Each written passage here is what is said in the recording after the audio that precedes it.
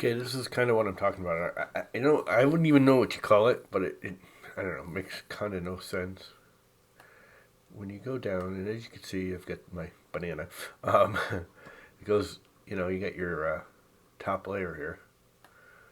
But as you go down and you hit here, see how it's like where the text is, and it's such a small area. Now you're building this layer on top of these, which if you watch them, gone too far. If you watch them, there we go. As this builds across, you can see like this is floating. Come on now.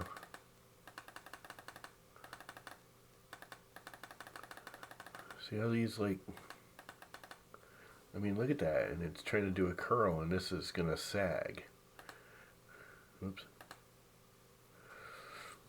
And then it's gonna try and build layers on top of that, and these are all built on a floating thing that's not even, it's not even crossing completely over to the next infill support. So this is all gonna droop. And then you have this very small thin layer sitting on top of it, and it's just going to break off. It makes a very weak joint.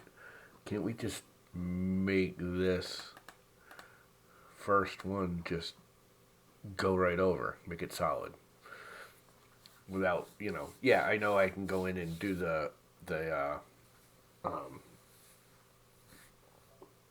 layer thing and adjust the layer and tell it at said height, just make it a solid layer. But there should be, not, in this case, that wouldn't be bad. In some models, I don't want it to, and I don't want it necessarily a solid layer everywhere.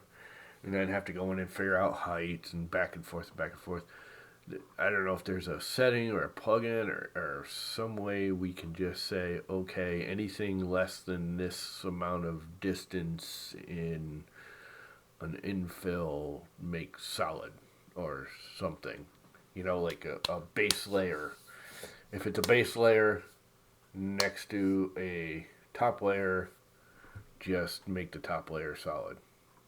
That makes sense.